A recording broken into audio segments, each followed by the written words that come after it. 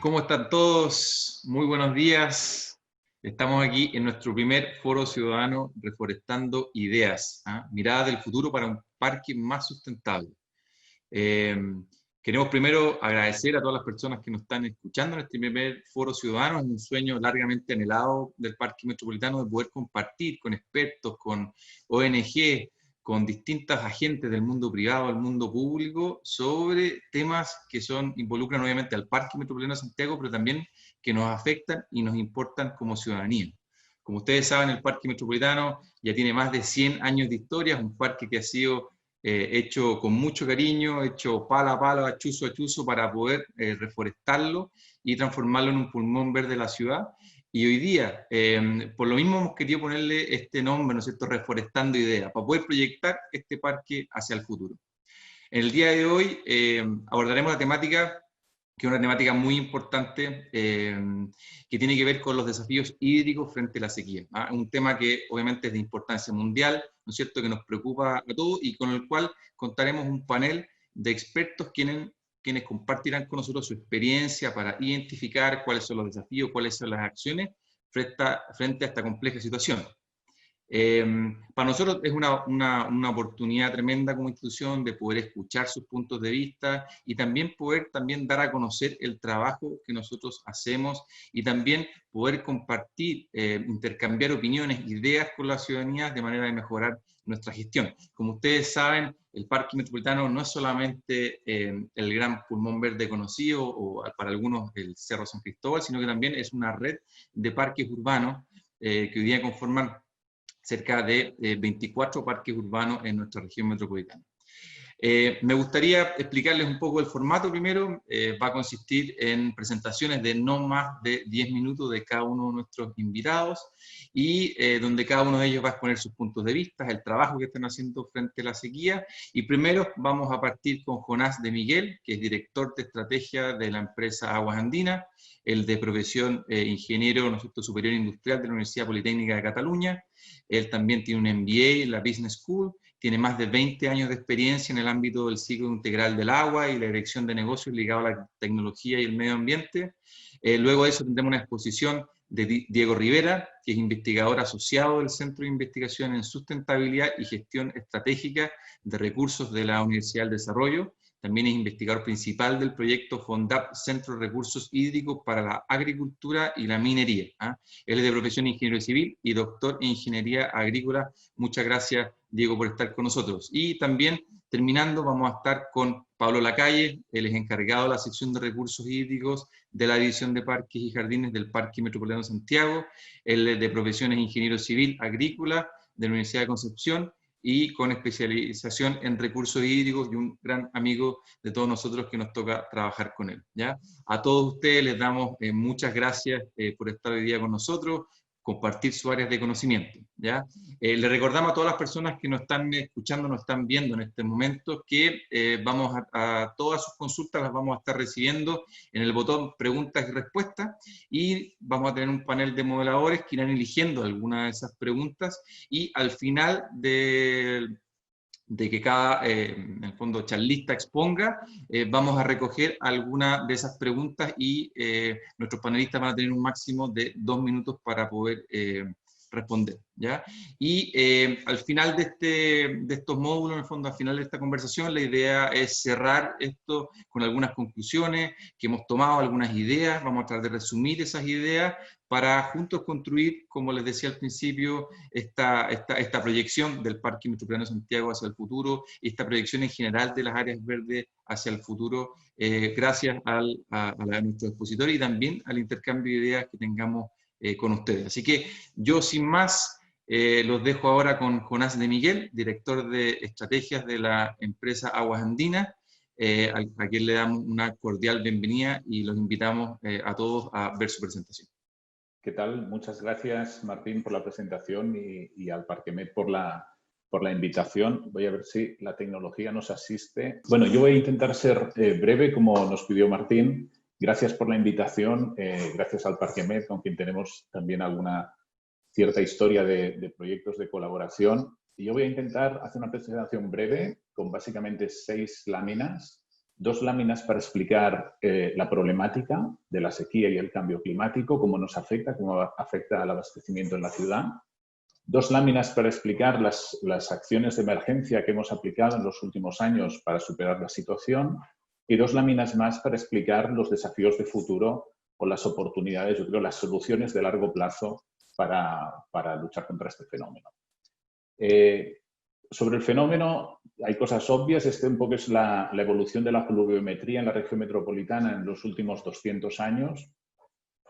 Las rayitas estas de color naranjo representan el promedio de pluviometría de cada década. Y aquí se puede ver cómo la tendencia ha sido lenta, pero constante, hacia una disminución de la pluviometría media. Si vemos, aunque hay obviamente la variabilidad habitual, la tendencia es claramente a la baja. Por lo tanto, no debemos hablar estrictamente de sequía, debemos hablar de cambio climático. Lo que estamos sufriendo no es un cambio puntual durante unos años, una tendencia de largo plazo observada no solo en Chile, sino en muchos países, de cambio climático y donde la pluviometría va hacia la baja. Lo que hemos vivido en los últimos 10 años, la última década, como pueden ver, ha sido la más seca de los últimos 200 años. Y no solo eso, el 2019 fue el año más seco de la década más seca. De hecho, cuesta encontrar otros años en los que hayamos tenido una pluviometría tan baja. De hecho, en el 68 tuvimos una pluviometría tan baja como la del 2019 y en el 24. Pero esos años estaban rodeados de otros años en los que había llovido más. No hay en la serie histórica un fenómeno como el que hemos vivido en la última década de tan poca pluviometría y tan poca pluviometría específicamente en un año. Esto es más o menos conocido, es una información más o menos que todo el mundo maneja, pero impacta más compararla con la población. Es decir, cómo era la ciudad en el 24, con ese año tan seco, solo vivían 500.000 de habitantes en la región metropolitana. En el 68, cuando se dio este otro fenómeno de año muy seco, eran 4 millones de habitantes. Hoy en día, en la región metropolitana, bueno, en el área que nosotros abastecemos, somos unos 7 millones de habitantes. Pero estamos viviendo un fenómeno muy complejo de escasa pluviometría en un momento en que la ciudad es más grande que nunca en la historia. Este es un poco el fenómeno más conocido del cambio climático, de cómo el cambio climático afecta al abastecimiento de la ciudad con la reducción de pluviometría. Pero hay otro menos conocido, pero tal vez más importante. Yo lo ilustro con esta imagen, y es que nosotros no solo necesitamos que llueva una determinada cantidad de agua, pero también necesitamos tenerla durante todo el año, ¿no? Nosotros tenemos una gran infraestructura, que es el embalse del Yeso, pero teníamos otro embalse, o tenemos otro embalse, que es la cordillera. La cordillera es un inmenso acumulador de nieve en invierno que en el verano se va derritiendo y nos va entregando ese agua. En la medida en que la temperatura media es más alta, la zona de acumulación de nieve es menor, por lo tanto ese embalse es más chico. Aunque tengamos la misma pluviometría, si esa pluviometría se da con temperaturas más altas por causa del cambio climático, vamos a tener menos acumulación de nieve en la cordillera y por lo tanto menos caudales en verano, que es en los meses que los necesitamos, ¿no? Por lo tanto, este segundo efecto, uno es la pluviometría neta y otra es la regulación, es decir, cómo actúa la cordillera como reguladora de ese caudal. Las soluciones de emergencia, unas de ellas han sido las obras de adaptación al cambio climático que la compañía hemos desarrollado. La más importante que está en ejecución es esta de agua subterránea. El agua subterránea ha sido un gran recurso, o es un gran recurso para aprovecharnos, pero no es infinita. Es decir, el acuífero no deja de ser un embalse subterráneo. Si lo aprovechamos en los años o en los momentos en los que tenemos falta de recurso, debemos dejar que se recupere en las épocas en las que tenemos exceso de recursos superficial, ¿de acuerdo? Por lo tanto, en este caso, necesitaremos avanzar en una gestión de acuíferos, en una mayor gobernanza de las cuencas, la gestión integrada de cuencas, donde todos los usuarios nos pongamos de acuerdo en cómo queremos utilizar el acuífero de manera que lo podamos preservar y que podamos utilizarlo de manera sostenible durante mucho tiempo. Otra de las actuaciones de emergencia que se pusieron en marcha y que han tenido muy buen resultado han sido las campañas de gestión de la demanda, las campañas de ahorro. Esta es tal vez la más impactante porque se recibió en todas las viviendas de región metropolitana, donde distribuimos no solo un folleto que explicaba el fenómeno, sino además le pedíamos a la población su colaboración para reducir el consumo en los momentos más críticos del verano pasado. Ha sido una buena iniciativa, tuvo un impacto bien significativo en la demanda durante los meses más críticos, pero estaba estrictamente basada en la buena fe de nuestros clientes, de los que querían colaborar, ¿no? Entonces, yendo ya a las soluciones que deberíamos implantar con una mirada de más largo plazo, la primera es esta, ¿no? La gestión de la demanda es la manera más efectiva, más económica de garantizar el recurso hídrico, es que todos lo consumamos en la cantidad suficiente y necesaria, pero no más allá, ¿no? Con estas medidas lo hacemos de manera voluntariosa. Nosotros pensamos que podemos ir más allá, podemos incorporar incentivos económicos también, dar señales en el precio del agua para que aquellos que colaboran más en el ahorro tengan un precio más bonificado. Esto opera, de hecho, las tarifas progresivas existen en casi todos los países que tienen escasez hídrica, desde Estados Unidos, Europa o Asia, en Singapur. Y es una buena manera de trasladar una señal a aquellos que consumen menos, darles un beneficio, una tarifa, un bloque más social, y aquellos que consumen más paguen una tarifa superior. Es, como digo, una iniciativa que existe ya en otros países, que apoya en la línea del consumo racional o del consumo eficiente, pero que además también da una señal de reconocer un valor diferente al consumo del agua en función del uso que le damos. La gente que consume menos normalmente en su hogar es porque hace un uso estrictamente sanitario, es el agua de consumo humano más básica. La gente que tiene la suerte de vivir en una casa mayor, con jardín, con piscina, normalmente hace un consumo mayor, ¿no? Es razonable que los primeros metros cúbicos, que son los que todos usamos para un uso sanitario, tengan un valor determinado, y tal vez los que utilizamos con otra finalidad tengan otra. Esto, como digo, es una línea que requerirá ciertas adaptaciones en la regulación, pero que es una línea que deberemos caminar como sociedad. Y por último, pero no menos importante, está el tema del reuso. Probablemente es el producto estrella. Es de verdad el cambio de paradigma en el abastecimiento del agua en las ciudades. Es decir, es llevar el concepto de economía circular a la gestión del agua. Nosotros tendemos a visualizar el recurso hídrico de forma lineal, como si fuera un río que nace en la cordillera y termina en el mar, y que de ahí van saliendo los diferentes usos, y uno va tomando y va dejando, pero al final de una manera lineal que tiene un principio y un final. Cuando en realidad el agua puede tener varias vidas dentro de la ciudad, puede en ese camino puede dar varias vueltas en cada uno de los usos, ¿no? Esto también, de nuevo, es una tecnología que hace años que se está aplicando. En el mundo hay muchas aplicaciones, la más importante probablemente el riego agrícola, también para la industria. Pero si nos fijamos, el segundo uso, el segundo destino, hoy que estamos aquí en el Parque Med, es precisamente el riego de áreas verdes, ¿no? Después de la agricultura, el segundo uso más apropiado para el agua regenerada es el riego de áreas verdes. Y esto es porque, al final, en función del reuso que le queramos dar al agua, le vamos a tener que dar un tratamiento diferente. Si queremos hacer reuso para consumo humano, como se hace, por ejemplo, en Singapur o en Barcelona, pues habrá que hacer un tratamiento más exigente para garantizar la calidad. Si queremos hacer una recarga del acuífero, pues necesitamos un tratamiento un poco menor. Y para el riego de zonas verdes, probablemente con una ultrafiltración y un tratamiento más ligero es más factible y de coste más eficiente, ¿no?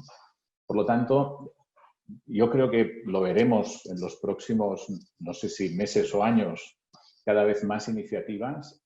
Para ciudades como Santiago, el reuso del agua es una alternativa mucho más económica que la desalación, y además nos ofrece una alternativa al actual contexto existente hoy, ¿no? Donde parece que en un contexto de escasez los diferentes usuarios se tienen que pelear por la poca agua que existe.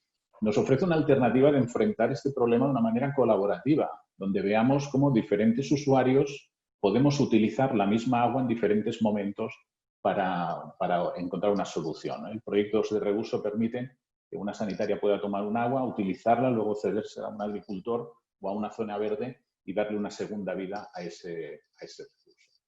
Y, sin más, esto es un poquito el mensaje que les quería transmitir respecto a cómo la compañía está enfrentando el tema del cambio climático y las soluciones que vemos a futuro.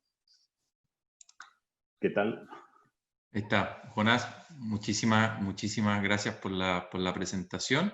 Vamos, como le comentábamos al inicio, vamos a tener algunas consultas al final de todas las exposiciones de los panelistas. Si queremos agradecerte por tu presentación. Y dejamos a continuación con ustedes a Diego Rivera, como les decía al principio. Él es investigador asociado del Centro de Investigación en Sustentabilidad y Gestión Estratégica de Recursos de la Universidad del Desarrollo, y también es investigador principal del proyecto FONDAP, Centro de Recursos Hídricos para Agricultura y Minería. Diego, te dejamos entonces ahora a ti para que puedas hacer tu presentación. Agradecer al Parque Metropolitano, uno que es de provincia, ¿verdad? Siempre va al Parque Metropolitano porque es parte es parte de las clásicas vacaciones. Así que cuando le decía a los niños de que iba a dar esta presentación, lo primero que me preguntaron es si iba a estar el rey Julien y un par de pandas que hay dentro del zoológico en el público. Así que muchísimas gracias por la invitación. Quiero también agradecer a Eduardo Bustos, que fue quien me dio el pase para esta presentación, así que espero estar a la altura de las circunstancias y no dejar a Eduardo ahí en vergüenza. También es muy importante para mí porque luego de esta presentación viene don Pablo Lacalle. Pablo fue exalumno de la facultad donde hasta hace poco yo trabajaba, así que muchos saludos, Pablo. Espero que tú tengas buenos recuerdos míos, así como yo tengo buenos recuerdos tuyos con todos estos años años que han pasado. Gracias, profesor. Sí, muy buenos recuerdos. Muchas gracias. Sí, qué bueno. Sí, han pasado varios kilos por ambos lados, ¿no es cierto? Ya... Sí. Bueno, y María Paz, que no sé si estará por acá también, que también fue, y de hecho fue mi alumna tesista, así que tienen dos tremendos profesionales ahí. Bueno, yo les quiero hablar de la sequía y de la ruralidad, pensando en la ruralidad como una especie de laboratorio de pilotaje. En este sentido, lo que quiero decir es que nosotros generalmente entendemos la ruralidad desde una concepción bastante condescendiente.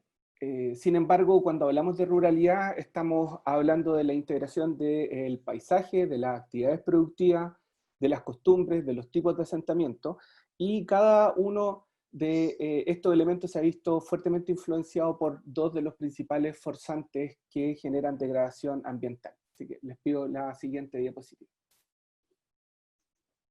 Estos dos principales forzantes son el cambio climático, gracias a Jonás que nos dio esa gran introducción al inicio, y esto es claramente debido al calentamiento global, que principalmente tiene que ver con una economía basada en combustibles fósiles, y dentro de la ruralidad y lo que sucede en Santiago, principalmente en toda la zona centro, tiene que ver principalmente con el cambio de uso de suelo, y el cambio de uso de suelo es desde bosque a agricultura, desde bosque nativo a plantación forestal, desde condiciones agrícolas a uso urbano.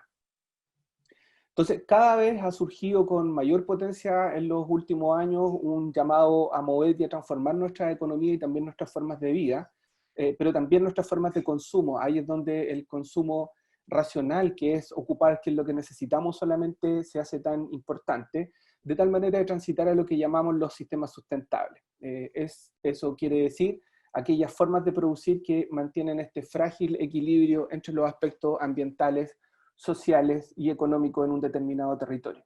Entonces, durante este tiempo hemos encontrado varios conceptos que hablan de la sustentabilidad, la seguridad alimentaria, la seguridad hídrica y la seguridad nutricional. Ahora hay varios avances en teoría y en ciencias de la sustentabilidad. Ahí le agradezco mucho a mi colega Alex Godoy del Centro de Gestión de Recursos Hídricos de la Universidad del Desarrollo, que me ha ayudado mucho en aplicar esto, pero quiero centrarme en un elemento que es el concepto del ciclo hidrosocial. El ciclo hidrosocial es un concepto que postula que el agua es el centro en el que contribuyen tres elementos. Uno es el H2O, para hacer una diferencia que tiene que ver con los aspectos físicos, lo hidrológico. La infraestructura física e institucional, eso tiene que ver no solamente con los canales, sino que también con los arreglos institucionales, y además el paisaje social que tiene que ver con las relaciones de poder.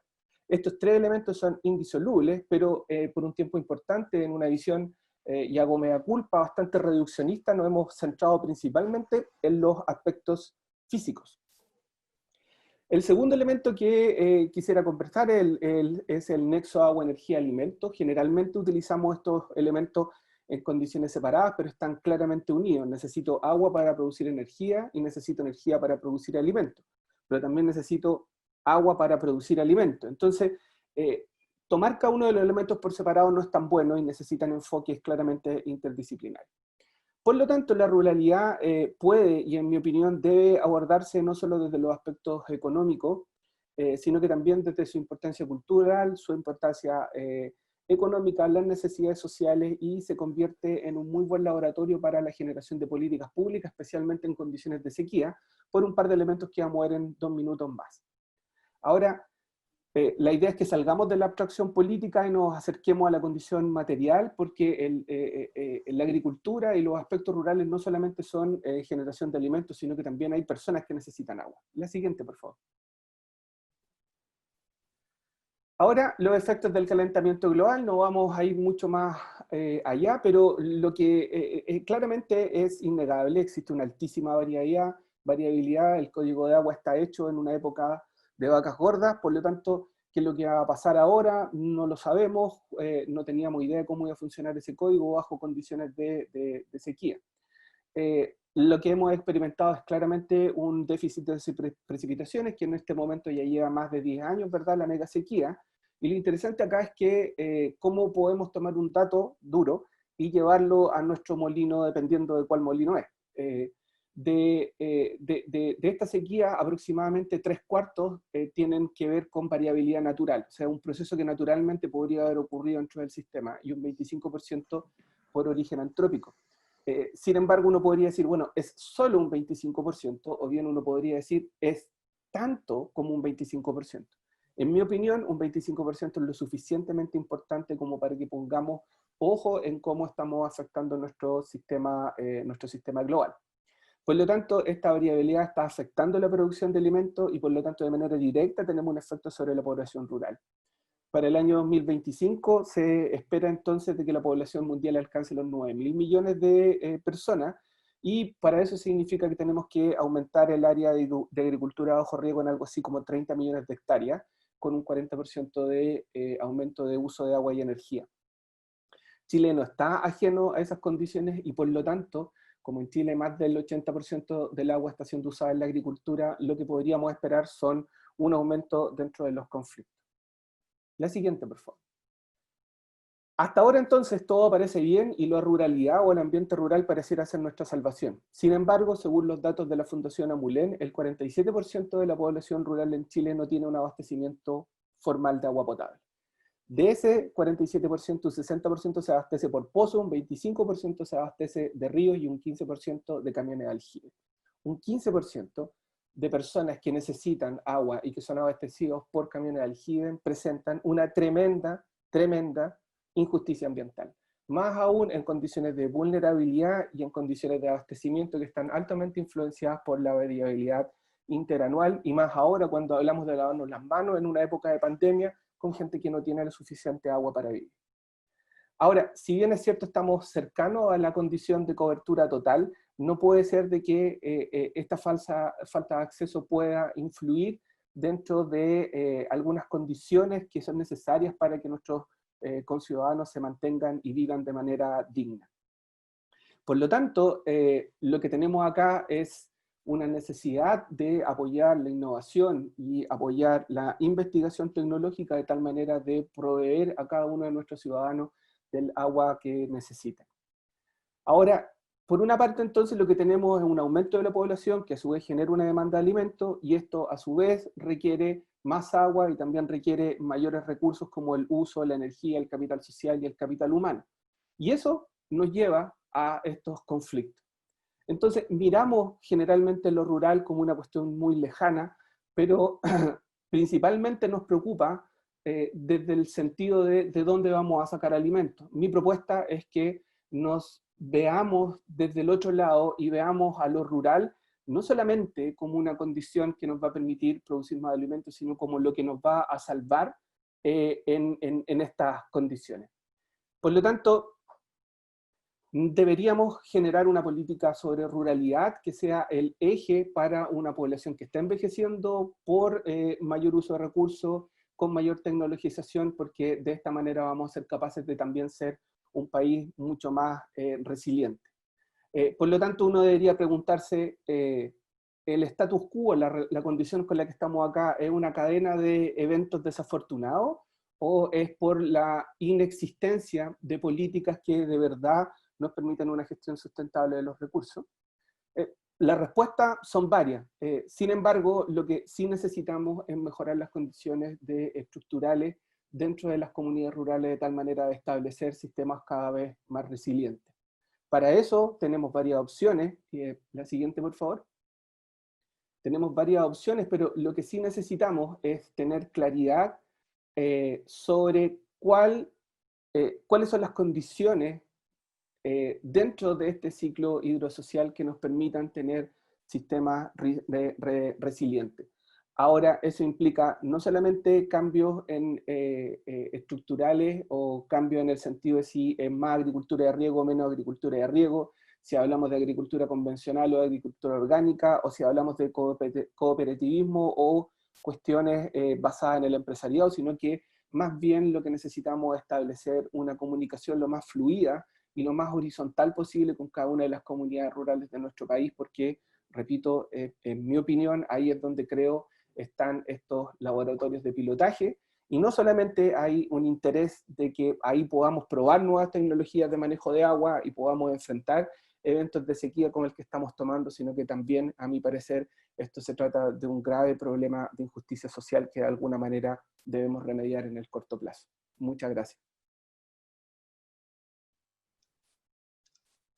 Diego, muchísimas gracias por tu presentación. Creo que nos muestras bastante cifras bien preocupantes y hartas cifras que nos llevan a movilizarnos. Hago a todas las personas que nos están escuchando, de nuevo el llamado tenemos ahí nuestra sección de preguntas y respuestas. Hagan llegar sus preguntas en el caso de Diego, para que Diego al final de la presentación de Pablo pueda responderla brevemente. Bueno, pasando entonces al siguiente expositor. En el fondo vamos a tener ahora como expositor a Pablo Lacalle. Como les comentaba al principio, él es encargado de la sección de recursos hídricos que dependen de la división de Parques y Jardines del Parque Metropolitano de Santiago, ¿ya? Pablo, te damos la bienvenida y te agradecemos el tiempo para poder compartir tu experiencia trabajando aquí en el Parque Metropolitano. Espero que estén disfrutando de estas pequeñas presentaciones que las preparamos con mucho cariño. Y gracias a todos por estar presentes en esta ocasión. Bueno, lo primero que quisiera hablarles, yo siempre hablo mucho, así que traté de acortar un poquito, y hay muchos temas a lo mejor que van a quedar fuera, que a lo mejor alguien me dice, oye, sería bueno haberlo tocado, a lo mejor lo podemos hablar en otra oportunidad. Lo primero que quisiera destacar, la importancia que tienen las áreas verdes para la salud de las personas, sobre todo en un ambiente urbano. Así también lo dijo las Naciones Unidas hace un par de años atrás, una publicación que presentaron, donde dicen que los espacios verdes son indispensables para lograr una salud sostenible en la zona urbana. De esta misma publicación saqué un pequeño extracto donde habla que los parques, los espacios verdes y los cursos de agua son importantes espacios públicos, que también es de interés mundial, también a raíz del cambio climático y sobre todo una ciudad que solamente tenemos cemento. Entonces todo lo que significa verde y entregar verde a la población tiene gran significancia y gran impacto también, sobre todo en la salud. Bueno, a raíz de eso, nuestra misión también es entregar alegría a las personas, alegría entregándole un ambiente cercano con la naturaleza, para también nuestro parque integre de una integración social, con un entorno seguro, cordial, pero principalmente la conexión de las personas con la naturaleza dentro de una gran ciudad como es Santiago. La pregunta es, ¿cuál es la relación que tiene el parque metropolitano con el recurso hídrico? Bueno, como se puede ver en la foto, cuando el parque metropolitano comenzó, no había nada. Entonces, a principios del siglo XX, estos cerros eran lugares rocosos con casi nada de vegetación. Entonces, si queríamos transformarlo en un parque, en algo bonito, con árboles, lo primero que necesitábamos era poder llegar con el recurso hídrico. Por tanto, se empezaron las primeras obras para poder llegar con el agua al parque y poder regar. Podemos ver estas imágenes que son aproximadamente de 1920. Desde inicios tuvimos el abastecimiento de agua para riego desde el río Mapocho. El río Mapocho, por el canal metropolitano, que se llama nuestro canal, tenemos el río Mapocho, después sale con el canal Vitacura nos entrega a nosotros, que es canal metropolitano, que nos abastece de agua al parque, y era nuestra única fuente de abastecimiento que teníamos. En ese tiempo el agua no era tan escasa como ahora, pero hubo unos visionarios que dijeron, oye, ¿sabéis que es necesario poder contar con otra fuente de agua? Y también es necesario contar con un embalse. En esos tiempos no había embalse, sino solamente el agua que venía desde el canal se ocupaba directamente para riego. No teníamos posibilidad de almacenarla. Entonces, en 1990 se construyó una toma para el Canal del Carmen, que el Canal del Carmen viene del río Maipo, y se construyó el embalse. En su momento hubieron varias personas que dijeron, oye, ¿para qué? Si tenemos agua no es necesario. Y gracias a eso en estos momentos todavía estamos viviendo. ¿Cuáles son las problemáticas o desafíos que tenemos con este gran tema de la sequía, que en realidad pasaría a ser ya cambio climático? Disponibilidad del recurso hídrico. Como les mostré anteriormente, nosotros captamos agua tanto del río Mapocho como del río Maipo. Esta información fue entregada, o es entregada por la Dirección General de Agua del Ministerio de Obras Públicas, donde podemos ver que el río Mapocho, la línea verde que se ve, es el promedio de los caudales en los 12 meses hacia atrás. O sea, esto es de junio el mes pasado hacia julio del año pasado, que es infinitamente más grande, digamos, con mayores caudales que lo que presenta ahora. Podemos ver de que la línea azul con puntos representa el año 2018-2019, pero la línea azul completa está incluso más baja que eso. Entonces el año pasado fue un año muy seco para nosotros, tanto de la región como el parque. Así también podemos ver lo que fue el río Maipo, que el efecto es más o menos parecido. Bueno, de este caudal que nos presentan los ríos, en realidad nosotros podemos extraer o tenemos derecho de aprovechamiento de agua, tanto del canal metropolitano, que es del río Mapocho, un promedio de 240 litros por segundo. Pero nuestro pic más crítico fueron los meses de marzo y abril recién pasado, que los caudales efectivos que recibimos eran de 3 litros aproximadamente por segundo. Asimismo, el canal del Carmen, del río Maipo, el promedio de derechos que tenemos de aprovechamiento son de 400 litros por segundo, pero el promedio real que tuvimos en marzo-abril de este año no alcanzaban los 40 litros por segundo. Obviamente ese es un promedio, porque de repente llegaban menos y otras veces llegaban más. ¿Cómo afecta al parque esta escasez hídrica? Se puede dividir en dos puntos. El primer punto es la menor disponibilidad del recurso, que tiene relación directa con los caudales que podemos extraer o el volumen de agua diario que podemos extraer de los canales. Si tomamos en cuenta solamente eso, tenemos grandes problemáticas.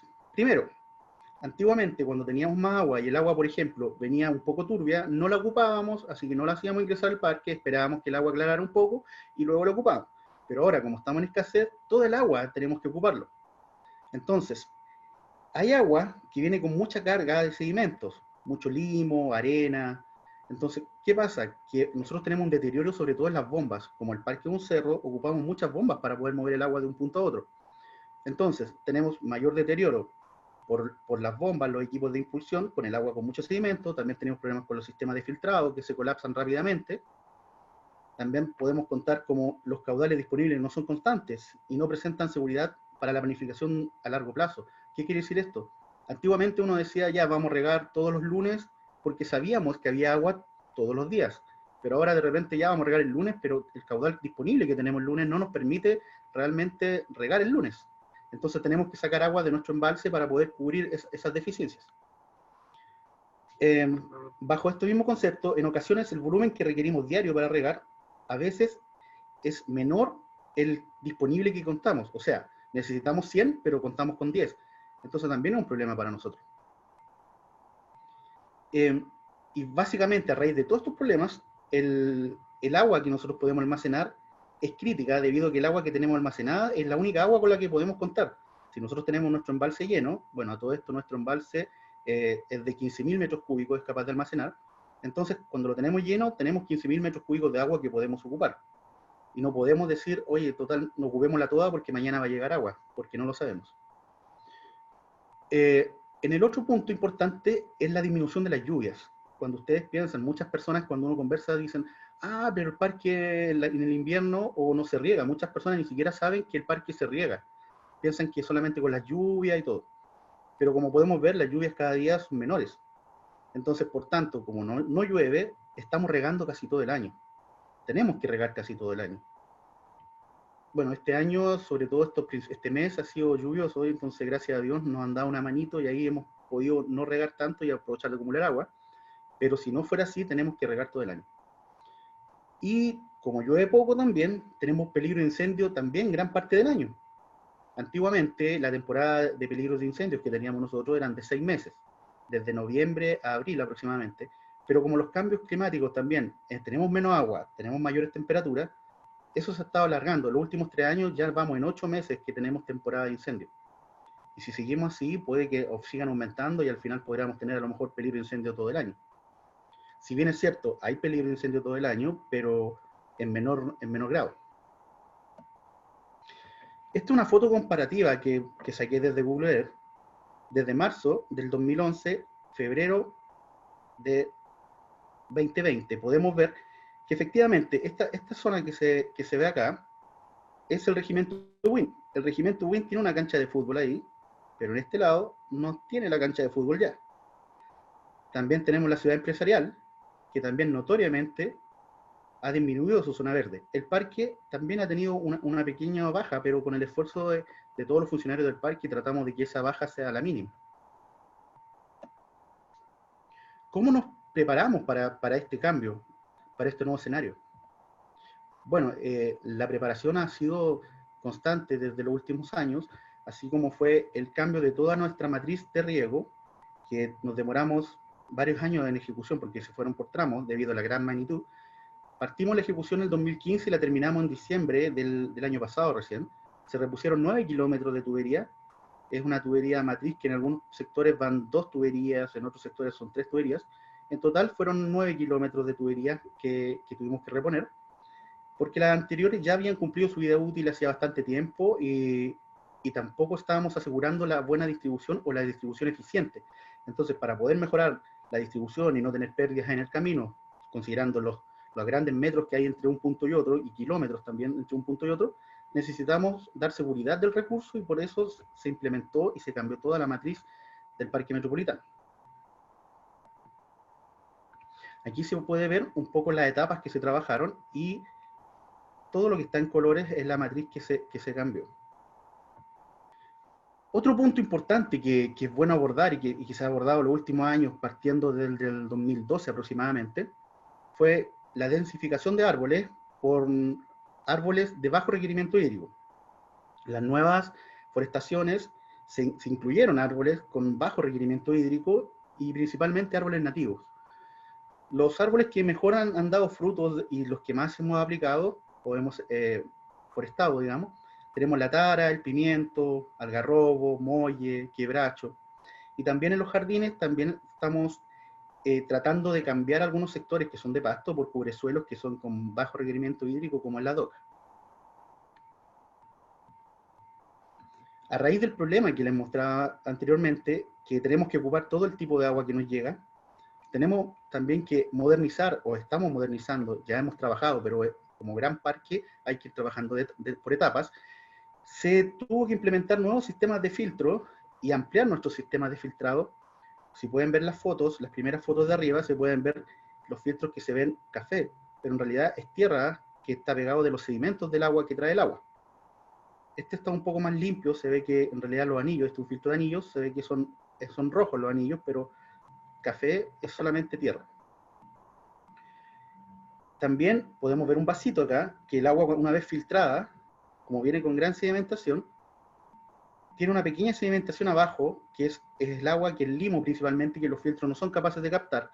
Entonces ese limo después se deposita dentro de las tuberías secundarias y líneas de riego por goteo, por ejemplo. Entonces también empiezan a tapar estas líneas. Por eso nosotros estamos ocupando este tipo de estanque que se ve acá, que son estanques, como pueden ver aquí, con un fondo cónico. Entonces, el agua, una vez que nosotros ya se filtra el agua, se llena este estanque con este fondo cónico y todo eso que se ve acá en el vaso que decanta, va a decantar en este fondo cónico y después podemos limpiarlo. Y el agua obviamente se saca un poco más arriba del fondo cónico para que salga el agua limpia y todo lo que vaya quedando aquí en el cono en realidad es limo.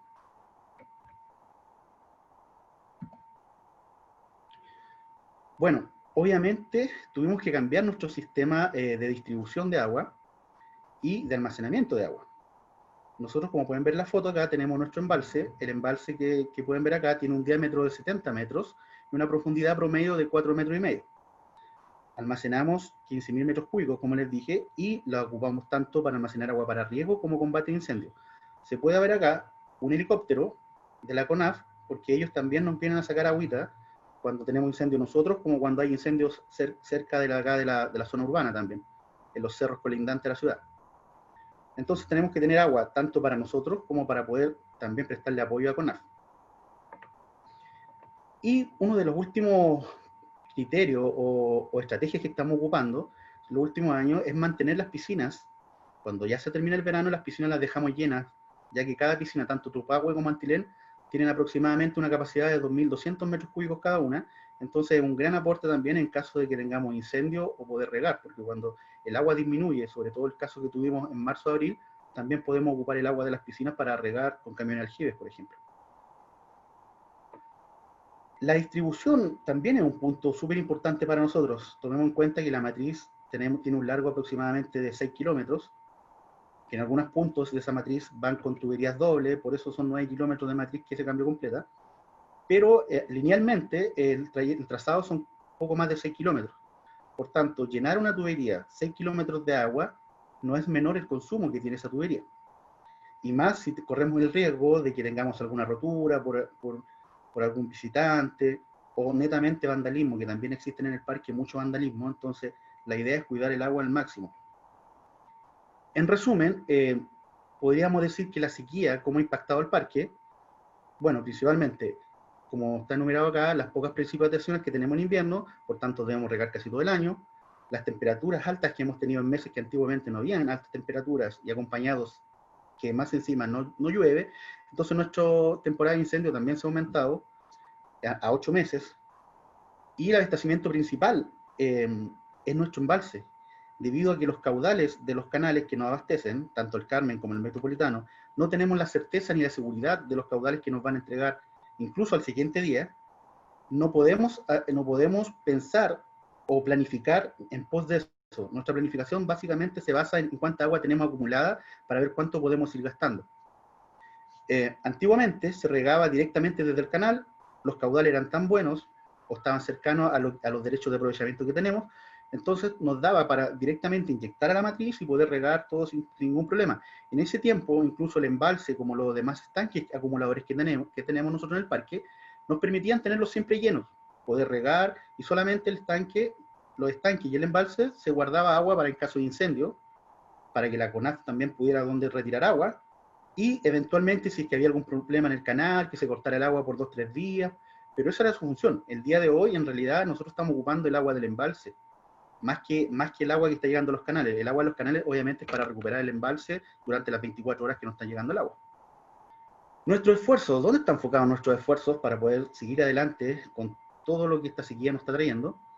Es mejorar la captación, mejorar el almacenamiento, mejorar la distribución del recurso, hacer un paisajismo sustentable, obviamente con especies de baja demanda, mejorar continuamente nuestros sistemas de riego para hacer un sistema de riego cada día más eficiente, y paso a paso estamos mejorando ese sistema de riego, y mejorar constantemente nuestra planificación, obviamente una planificación según requerimiento diario.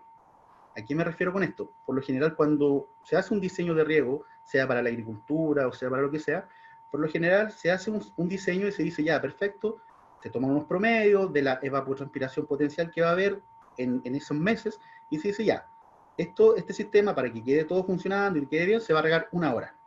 Y 1 hora todos los días. Eso es lo más fácil y lo común que se hace. Sin embargo, ¿Cuál es el problema? ¿Qué pasa si el día anterior efectivamente no hubo tanta evapotranspiración potencial? Por tanto, no es necesario regar una hora. A lo mejor con 10 minutos, 15 minutos o 20 minutos ya es suficiente dependiendo del agua que se perdió el día anterior. Entonces nuestros esfuerzos también están apuntados a eso, a hacer un riego más eficiente y también determinar día a día cuánto es el agua que tenemos que ir aplicando para también no desperdiciar ninguna gota de agua. Y lo que también planteó Jonás, la reutilización de aguas residuales. Tiempo atrás se reinauguró Jardín Japonés. Jardín Japonés cuenta con una planta de tratamiento de agua para poder ser reutilizada para el riego. Estamos trabajando en eso, actualizando la tecnología para los requerimientos del parque y prontamente pretendemos seguir ampliando este tipo de plantas para poder hacer en distintos puntos del parque y poder reutilizar el agua, ya que como es tan escasa todo el agua que se puede ocupar y se puede reutilizar para riego, bienvenido será. Y eso sería mi presentación. Muchas gracias. Pablo, muchísimas gracias por la presentación. Ha sido resumido muy bien cuáles son nuestros desafíos y nuestras líneas de acción que estamos haciendo como Parque Metropolitano para poder proyectar este Parque Metropolitano que cumple más de 100 años, ojalá para los próximos 100 años. ¿Ya?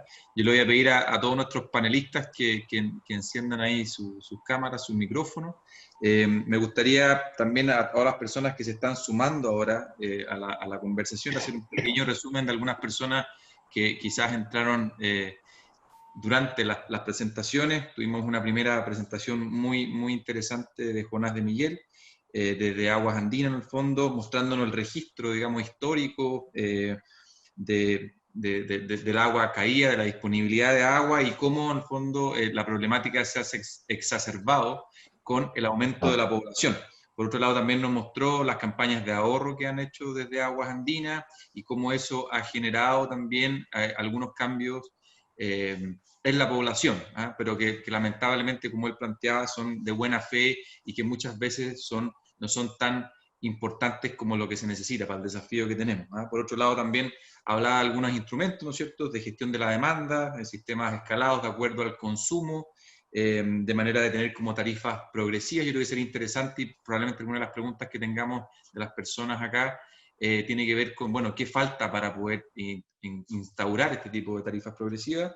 Y también tenemos, por otro lado, el concepto que él planteaba, ¿no es cierto?, de la economía circular y cómo esto también se podía aplicar también al agua, no solamente, y también de los residuos, y también al agua, y cómo esto se podía aprovechar en un sistema donde ojalá este recurso tan vital se ocupe de la mejor forma posible. Después tuvimos la presentación de Diego Rivera, ¿no es cierto?, donde nos ponía un concepto que me pareció muy potente y muy atingente, que tenía que ver con la ruralidad y la importancia de la ruralidad, y que muchas veces se veía como algo más bien anexo, y donde se concentraba muchas veces la discusión de la disponibilidad en las ciudades mismas, en las urbes, y cómo se genera la vinculación entre el recurso de agua y cómo afecta la economía y las formas de consumo en esto. Son temas que están relacionados, mucho más que simplemente mirarlo desde cuánto llueve o deja de llover, ¿no es cierto? Después nos habló un poquito de este ciclo hidrosocial, donde por un lado está el agua propiamente tal, después está la infraestructura, y con las estructuras gubernamentales, y por otro lado está el paisaje social, y cómo estos elementos se conjugan y trabajan en sí. Después también nos habló en el fondo de unas cifras de las condiciones de ruralidad, donde hablábamos, ¿cierto?, donde cerca del 47% de la población rural no tiene un abastecimiento formal y la necesidad de establecer una política en torno a eso, y en general el gran impacto que tiene la agricultura, y ahí conectándolo con esta importancia de la ruralidad, donde poder hacer cambios. Él también nos ponía también el dedo en la llaga diciendo, bueno, el tema del cambio climático hay cerca de un 25% que es efecto del hombre, y que es algo que claramente está cambiando esta tendencia y está acelerando los efectos del cambio climático. Y por último tuvimos a Pablo, ¿no es cierto?, desde el Parque Metropolitano, donde hace la relación, en el fondo, de este pulmón verde de la ciudad con el agua, elemento vital, para lo que muchos de ustedes han visto fotos históricas del parque, era como una especie de gran peñón, un par de espinos y que gracias a la acción del hombre, gracias a la ingeniería que pudo ir generando todos los sistemas de agua, hoy día se transforma en un pulmón verde para la ciudad. Él comentaba también un poco lo que tuvimos el año pasado, tuvimos en nuestras dos fuentes principales de agua cerca de un 86% de déficit, por lo cual en algunos casos tuvimos que disminuir drásticamente y algunas zonas hacer riego simplemente de supervivencia de algunas especies. Él planteaba algunos desafíos sobre el tema de la cantidad del agua, la frecuencia, los sedimentos y también los desafíos que tenemos en términos del manejo de los incendios con esta estación seca prolongada, y después definió ciertas líneas de acción. Por un lado estaba la matriz de riego, por otro lado estaban los árboles, ¿no es cierto?, que esta paleta de árboles de bajo consumo hídrico, los sistemas de riego en general, ¿no es cierto?, que hemos mejorado, el almacenamiento, donde incluso hemos tenido que pensar, y las piscinas mismas ocuparon un rol fundamental en la época estival para poder regar algunas zonas, y por último también los esfuerzos en poder reutilizar el agua y lo que estamos haciendo hoy día. De hecho, estamos hoy día en un estudio para poder reciclar el agua completa, ¿no es cierto?, del Zoológico Nacional y de su ampliación. Estamos hablando de montones de litros por segundo que creemos que se pueden aprovechar de buena forma para poder apoyar el riego de este pulmón verde de la ciudad. Me gustaría simplemente darle la palabra a cada uno antes de partir a las preguntas, si quisieran redondear algún elemento de sus presentaciones. Parto contigo, Jonás, viendo las otras presentaciones que te gustaría hacer hincapié. Bueno, a mí el comentario que me surge después de ver el resto de presentaciones es ver cómo estamos todos haciendo el mismo diagnóstico, es decir, la coincidencia en el diagnóstico y en las soluciones. Es decir, aquí a veces se plantean ciertos conflictos entre los diferentes usos del agua. Yo creo que no lo hay. Yo creo que precisamente los que estamos trabajando en torno al agua somos conscientes del reto que el cambio climático representa.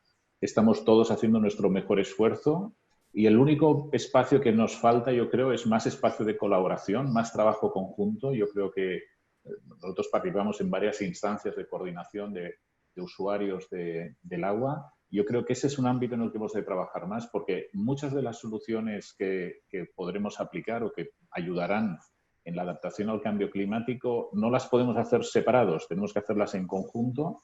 Y a mí me da cierta tranquilidad ver que al menos coincidimos tanto en el diagnóstico como en las soluciones, que es un camino que tenemos que recorrer juntos. Muchas gracias, Jonás. Diego, te doy la palabra si quisieras de nuevo cerrar o hacer algún comentario mirando las otras presentaciones. Yo creo que hay dos cosas. En general, en ingeniería estamos acostumbrados a lo que se llaman las soluciones de fin de proceso, ¿no es cierto? Que es cuando tratamos de arreglar el problema después de que hemos hecho todo mal. Entonces, tenemos primero ese problema. Y el otro problema que hemos tenido es lo que se llama en filosofía de la ciencia el positivismo tecnológico, que es siempre pensar que se va a generar algo que nos va a permitir solucionar el problema. Por lo tanto, mantenemos el problema. Hay un chiste, ¿no es cierto?, que dice que la manera más fácil de eternizar un problema es tener una comisión que lo estudie. Entonces, aquí el positivismo tecnológico de cierta manera es lo mismo, es mantengamos el pasivo ambiental ahí hasta que podamos solucionar. Entonces, definitivamente, después de escuchar a Jonás y a Pablo, esto de tratar de solucionar el problema al final y tratar de patear los problemas hacia adelante ya no tiene, no es eficiente, ni tampoco nos permite actuar con la urgencia que necesitamos. O sea, hay que buscar nuevas soluciones, soluciones innovadoras. Esto parece un lugar común en todos lados, hablamos de ecosistema de innovación, de tecnología, de transferencia, pero de verdad existen las soluciones tecnológicas. Yo creo que Pablo ahí es más experto en ese tema, pero por ejemplo, los tipos de filtro, los sistemas de filtraje, los sistemas de riego están ahí. ¿Cuánto llevan, Pablo? 30 años. Pero la decisión de instalarlos y de operarlos de manera correcta es una decisión política al final del día, o de una organización, o de un gobierno, o de lo que sea. Por lo tanto, ya tenemos que empezar a avanzar a establecer espacios que nos permitan mejor comunicación, transferir conocimientos, tener el conocimiento desde la ruralidad, de tal manera de poder llegar a estas soluciones donde todos quedamos, no quedamos contentos, porque generalmente en una negociación no todos quedamos contentos, pero sí a lo menos con la conciencia tranquila. Después hay un par de cosas para responder unas preguntas, pero lo dejo para después. Muchas gracias, Diego. Pablo, bueno, hay una variable, tú lo decías muy bien, Diego, la variable social, la variable humana también que está dentro, y nosotros en el parque es algo muy presente. Nosotros somos más de 400 funcionarios y Pablo está a cargo ahí en el fondo de la sección de recursos hídricos, donde finalmente es gracias a las personas que esto funciona, que dan válvulas, que cierran, de que arreglan sistemas, en fin. Pablo, en base a tu experiencia también, de nuevo te hago la misma pregunta, quisieras, mirando las otras presentaciones, hacer algún comentario, algún cierre con respecto al tema. O sea, comparto con los demás expositores, yo creo que todo ya está bien evaluado cuál es el problema y hacia dónde vamos o hacia dónde hay que apuntar. Ahora el tema, también concuerdo con Jonás, que el tema de reutilizar las aguas también podría ser incluso más barato que traer agua desalinizada desde Valparaíso, por ejemplo. Entonces, es un tema que también hay que darle hincapié también un poco a políticas públicas, que estemos todos hablando en el mismo idioma, a lo mejor poder ver algún subsidio, no solamente para lo que es un parque, sino que también para lo que son uso doméstico, porque también hay muchas personas que tienen jardín, que quieren regar su arbolito, entonces hay muchas formas que podemos trabajar en conjunto, y muchas soluciones también que ya existen y a raíz del tiempo hay que irla aplicando. También, como estoy totalmente de acuerdo también lo que dijo el profe Diego, que también hay que tener en consideración que el parque tiene 100 años. Entonces, hay instalaciones en el parque o diseños que se hicieron hace 100 años. Entonces, periódicamente hemos estado modernizando todos los sectores, pero todavía hay sectores que tienen sistemas de riego que se hacen de 50 años atrás. Entonces, ha sido un esfuerzo muy grande, tanto económico como del personal, para poder ir cada día tratando de hacer las cosas mejor, y en eso estamos apuntando. Así que también comparto con el profe Diego que hay muchas cosas que se pueden hacer y que la idea es que estemos todos juntos, tanto privados como públicos, en la misma línea. Gracias, Pablo. Espero el profe Diego le haya puesto buenas notas. Me gusta el cariño ahí con los profesores. Oye, mira, voy a pasar, bueno, como decía a todas las personas que nos están escuchando, agradecemos un montón a la cantidad de gente que nos está viendo, nos está escuchando, y la gran cantidad de preguntas a un tema que es tan importante, tan trascendental. Me gustaría, una de las preguntas que seleccionó aquí nuestro comité, era para Jonás. Quería hacer la primera pregunta. Jonás, bueno, hace un par de años atrás vimos un hecho, por lo menos a mí me marcó muchísimo, donde se anunció que Ciudad del Cabo se quedaba sin agua, ¿ah? Y que fue una cosa que dio la vuelta al mundo, ¿ah? Y que fue, a mi modo de ver, no sé cuál es tu impresión, pero algo que si bien se solventaba muchísimo en las cifras, que era una cifra muy crítica, también se vio como una forma también de las autoridades de poder relevar el tema y poder decir, mira, si no hacemos nada, esto es lo que podría pasar y estos son sus efectos, ¿ah? Una de las preguntas que nos hace la persona que nos están escuchando tiene que ver con eso, en el fondo a Santiago, pensando esta situación empeore con estas cifras de población que siguen creciendo. ¿Tú crees que en el fondo, a ver, estamos hoy día mejor que el año pasado, pero que Santiago podría llegar a una situación como esa?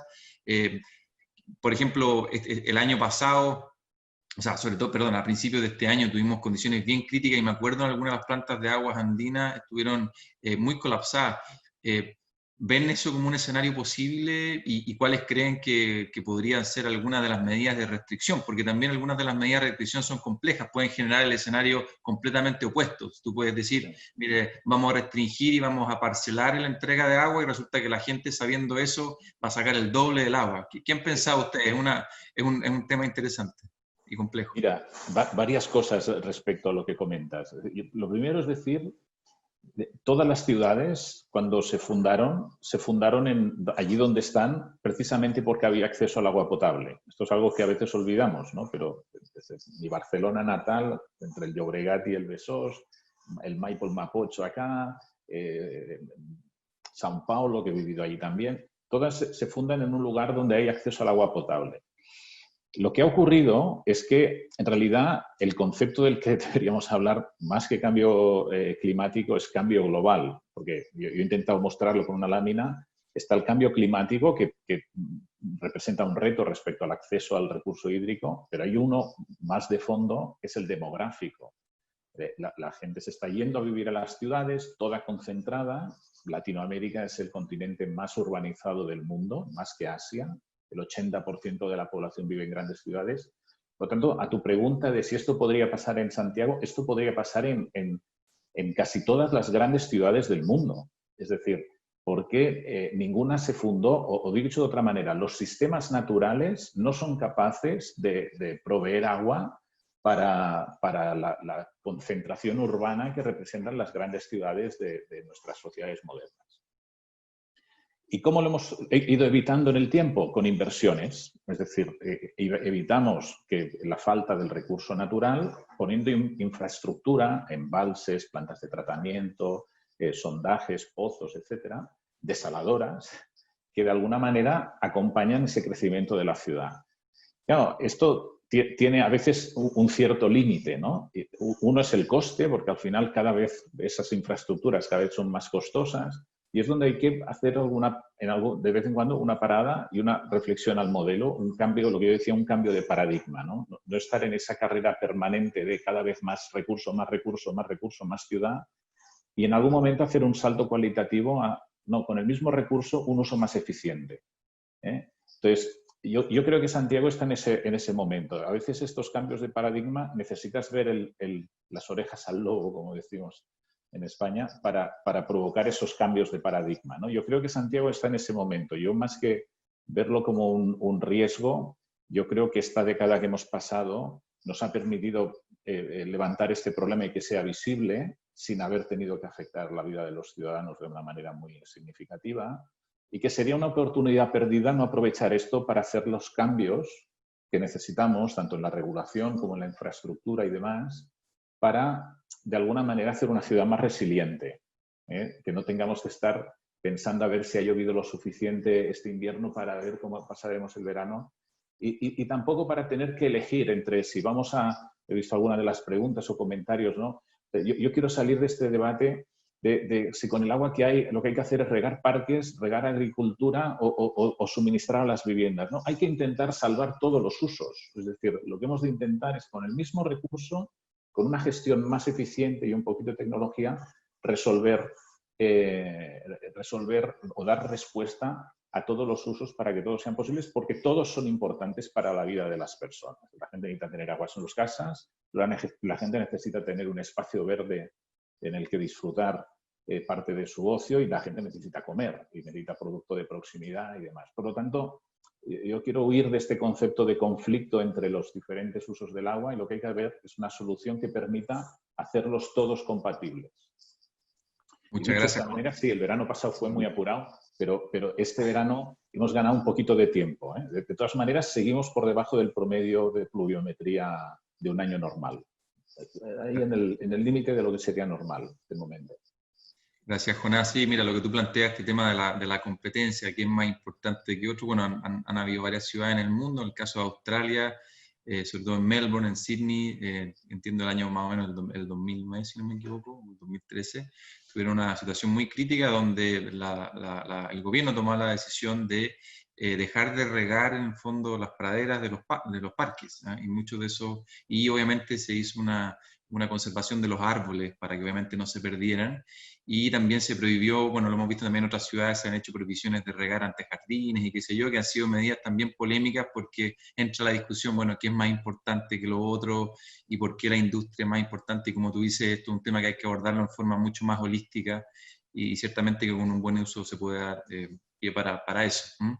Mira, dentro de las preguntas que nos llegaron también quería hacer una pregunta a Diego, sobre todo con la temática de la ruralidad que él planteó, y que yo creo que es una muy buena pregunta porque en el fondo en la ruralidad también vemos muchísima desertificación, vemos muchísimos monocultivos también, y que eso afectaba muchísimo, digamos, varias de las cuencas ahí.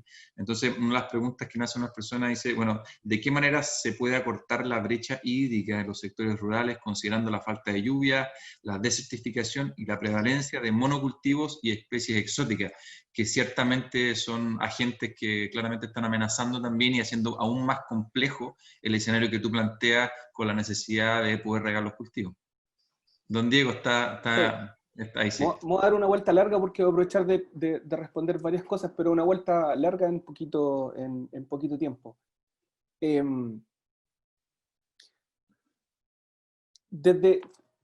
Hay un trabajo muy interesante de la Fundación Chile que se llama Escenario Hídricos 2030, donde establece una serie de pasos que nos permitirían transitar hacia la sustentabilidad hídrica en Chile.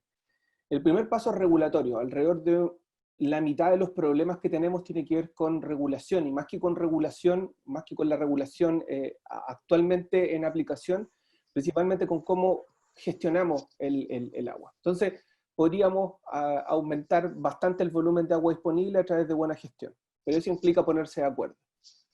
El segundo paso es un plan paso a paso, al final del día. El segundo paso tiene que ver principalmente con soluciones basadas en la naturaleza. Estamos hablando de infraestructura verde de infiltración, estamos hablando de uso de especies de bajo consumo, en algunos casos priorización de uso y una serie de otros elementos más, conservación de humedales, conservación de la alta cordillera, eliminación de carbono negro para evitar problemas con los glaciares y una serie de otros elementos que están basados en la naturaleza. Sin embargo, eso tiene un problema, y entre comillas tiene un problema, y es que son soluciones a mediano y a largo plazo donde no vemos agua corriendo, porque lo que estamos haciendo es utilizar la naturaleza como un almacenaje. Cuando ya ese tipo de soluciones no son posibles de aplicar, podríamos pasar a las soluciones de eficiencia, que tiene que ver es arreglar lo que estamos haciendo. Y al final, eso tiene que ver con sistemas de eficiencia en el uso de la agricultura, sistemas de reuso y una serie de otros elementos más. Y al final aparecen medidas de nuevas fuentes o de transición, como por ejemplo la desalación. Yo estoy muy de acuerdo con lo que dice Fundación Chile, entonces tenemos que pensar en elementos en los cuales desalar agua y aplicarla en otro lado sea la última de las soluciones que tenemos. Porque si no, volvemos a lo mismo que es arreglar el problema después de que hemos tenido problemas para solucionar las cosas. Dicho eso, en términos de las zonas rurales, hay que tener en cuenta de que si yo reemplazo bosque nativo por pino, en términos de volumen, estoy ocupando solamente un 5% más de agua. El agua no se mide solamente en cantidad, sino que se mide en calidad, en oportunidad y en disponibilidad. Y lo que sí sabemos es que existe claramente una diferencia en la disponibilidad y en la oportunidad de la entrega del agua cuando estamos hablando de bosque nativo y cuando estamos hablando de plantaciones de pino.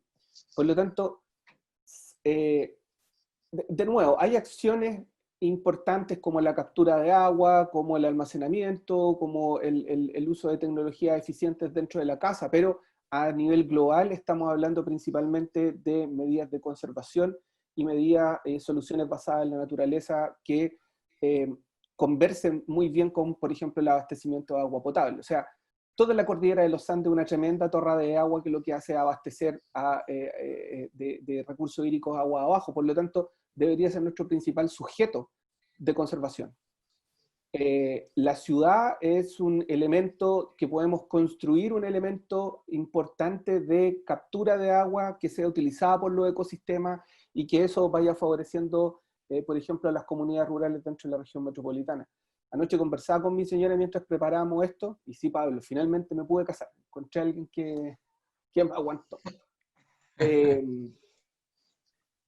Una vez estábamos en Suecia, y yo creo que en España también se hace, no lo he visto, pero de seguro. Entonces había un desarrollo inmobiliario, una cancha de fútbol verde muy bonita, pero la cancha estaba en desnivel, tenía un desnivel hacia el centro. Entonces lo primero que uno dice, estos nórdicos locos, ¿cómo no van a poder jugar a la pelota en una cancha plana? No, porque no solamente tenía un desnivel hacia el centro, sino que además tenía una especie de pretiles por los lados. Por lo tanto, cuando llovía mucho, en realidad esa cancha era una piscina de infiltración. Así de sencillo. Estaba hecha para llenarse durante la temporada de lluvia, y cuando no estaba lloviendo los niños podían jugar sin problema, y todos sabemos, ¿verdad?, que uno puede jugar a la pelota en cualquier lado, no importa que sea plano o no. Santiago carece de ese tipo de infraestructura, aun cuando han habido avances importantes al respecto. ¿Dónde está un poco el problema? Que a eso me refería, que esa agua que se infiltra en el acuífero no es algo que yo pueda después utilizar directamente en otro lado, sino que se va al ecosistema. Y cuando vemos esta visión economicista y reduccionista, lo que vemos es que esa agua se pierde, porque no le damos, de nuevo, un uso productivo. Pero en realidad lo que estamos haciendo es invertir en resiliencia y estamos invirtiendo en oportunidad y en disponibilidad. Entonces, hay elementos de política pública interesantes y eso es aplicable para la ruralidad y para todo. Muchas gracias, Diego. Teníamos también ahí dentro las preguntas que nos siguen llegando. Vamos a tener que hacer un nuevo panel luego, por la cantidad de preguntas va a ser imposible responder a todas, pero hay una muy buena pregunta, Pablo, con respecto al tema del parque metropolitano. Hablamos del concepto de la evapotranspiración. Entonces, una de las personas que nos está escuchando nos pregunta si es posible, por ejemplo, implementar riego nocturno en los parques urbanos y en el mismo parque metropolitano, y cuáles serían las dificultades, digamos, o cuáles serían los problemas asociados a eso, si uno quisiera ser más eficiente. Como decía Tututu, muy buena pregunta. En realidad, de implementar se puede implementar. Ahora, el tema es que si efectivamente nosotros tenemos evapotranspiración potencial, se mide a nivel del día. Ahora, ¿qué es lo que tenemos, por ejemplo, a las 3 de la tarde? Una radiación mayor que nos perjudica para evaporar el agua que aplicamos. En el caso de los parques urbanos, principalmente lo que se riega es césped y árboles. En el caso del césped, se riega temprano porque la gente después ocupa el césped. Entonces, en estricto rigor, ya a las 8:30 ya se está regando hasta las 10:30 de la mañana. Entonces, estamos cubriendo donde efectivamente no hay una alta temperatura y se está regando y estamos no perdiendo agua por evaporación. Entonces, sí se está cumpliendo. Ahora, en las tardes, por lo general, se riega arbolado por sistema por goteo, cosas así, y obviamente los árboles por lo general ya están grandes, ya tienen una cobertura vegetal, de que ya hacen sombra. Entonces, donde va a caer la gotita no necesariamente se va a evaporar por radiación directa. Entonces, si bien es cierto, hay que evaluar caso a caso, que es muy recomendable hablar, decir, oye, si hay que reguemos todos de noche y no hay problema, estoy de acuerdo, pero también hay que ver caso a caso, porque también tener gente de noche tiene un costo asociado y todo el tema, y si es necesario, hay que hacerlo. Ahora, si no amerita, no hay razón de obligar a hacer algo que no amerita. Ese es el tema. Pero sí se han hecho riegos. En el parque metropolitano también a veces regamos de noche también, tenemos turnos de noche y se aprovecha de regar. Sobre todo, como anécdota para la gente que no sabe, en temporada de piscina, que es en el verano, las piscinas se riegan de noche. ¿Por qué? Porque en el día está lleno de gente, entonces tampoco se puede regar el pasto. Entonces, en parque metropolitano, todo el riego de las piscinas, las praderas, todo se riega de noche la gran mayoría. Eso. Gracias, Pablo. También comentarles, hablamos, pero nosotros pensando también en los desafíos del riego, hemos también tratado de involucrar a la ciudadanía. De hecho, no solamente el año pasado hicimos jornadas de plantación de árboles, sino que también hicimos una metodología de una jornada de riego, algo que no se había hecho nunca antes y que es súper importante, y poníamos unos camiones aljibes, personas con botellas que nos ayudaban. En ese caso hicimos un sistema de riego que nos permitió regar cerca de 4 hectáreas en el parque, y queremos tratar de seguir manteniendo esto. Obviamente por la crisis sanitaria que tenemos hoy día no ha sido posible seguir con nuestra actividad de voluntariado, pero esperamos ojalá a fin de año poder comenzar a hacerlo, obviamente tomando todas las precauciones del caso. El tiempo se nos va muy rápido, ya son cerca de ¿no es cierto? Ya son como las 12:20. Me gustaría hacer una última pregunta, y yo creo que pedirles un poco cómo lo ven ustedes. Un desafío bonito que nos plantea una persona que nos está escuchando dice, ¿qué posibilidad existe de generar convenios tarifarios entre el sector público y las empresas de agua potable para obtener tarifas preferenciales para el riego de parques urbanos y áreas verdes públicas que den lugar a una articulación público-privada que beneficie a la ciudadanía y que puedan ir de la mano de un uso eficiente de la misma?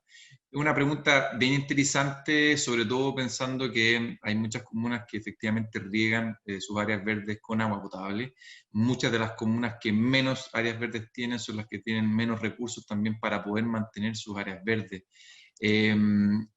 Jonás, te hago la consulta. ¿Han habido, por ejemplo, conversaciones? ¿Crees tú que hay una oportunidad en eso de poder de generar cierta diferencias en el fondo como el concepto del uso más social del agua? Totalmente. De hecho, déjame decir que, y agradecer, yo creo, la colaboración de muchas de las municipalidades de la región metropolitana.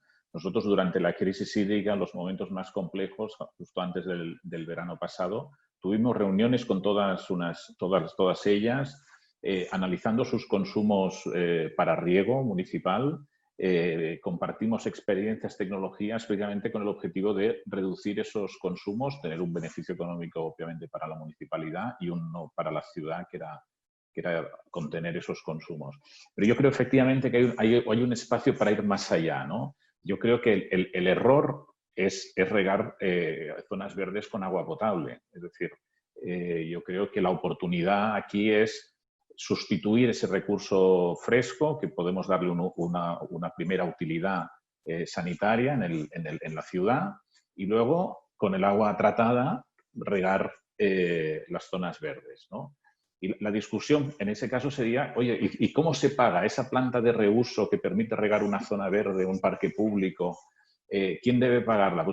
Seguramente deberíamos establecer que si eso contribuye a la mejora de la resiliencia de la ciudad, pues debe formar parte del sistema de abastecimiento de la ciudad, ¿no? Y por lo tanto, compartir los costes de alguna forma. Es decir, yo creo que sí, hay un campo a explorar por ahí, pero más que un acuerdo tarifario de quién paga tal, lo que hemos de hacer es cambiar el paradigma, ¿no? Es ir a un modelo donde le demos dos vidas al agua y de alguna manera optimicemos para cada uso la calidad de agua más apropiada. Muchas gracias, Jonas. Diego, en esa misma línea, hoy día, pensando en oportunidades, hoy día, bueno, hace un par de años atrás se sacó un decreto sobre la reutilización de aguas grises, en fondo. Y hoy día, desde el Ministerio también de Vivienda y Urbanismo se está trabajando en ese tema, está sacando un reglamento. Quería preguntarte un poco, Diego, tu aproximación sobre esa temática, sobre oportunidades que hay. Tú hablabas muchísimo también de cuáles son las brechas que tenemos en términos normativos frente a estos temas. ¿Cuáles crees tú, te pongo el ejemplo solamente de las aguas grises, pero cuáles tú que podrían ser, crees tú, que como los primeros pasos en esto? ¿Será necesario, por ejemplo, no sé, establecer, tú hablabas de una política en torno a la utilización del agua en sectores rurales? ¿Crees tú que esa podría ser una primera etapa? Yo creo que hay dos cosas, Jonás y Pablo lo han dicho súper claro. O sea, por ejemplo, el sinsentido de regar parques con agua potable. Y esos son cambios, y con esto me refiero a cambios regulatorios, no estoy hablando de ir al Congreso, ¿eh? Pero cuando una municipalidad firma un convenio o firma un contrato de mantención de áreas verdes en una ciudad, Pablo, te tenéis que acordar, ¿no es cierto?, cuando el típico camión aljibe que va con el caballero atrás con la bomba tirando agua, porque el contrato no dice, es tan fácil como si el contrato dijera, mire, si usted ahorra agua, le pagamos más. Por lo tanto, esos son los elementos regulatorios. Con el tema de reuso de aguas grises, también siempre ha habido, y qué bueno que esté Jonás acá, pero siempre está como la intención de que, no, en realidad las sanitarias se oponen a este tipo de medidas porque con eso cobran menos.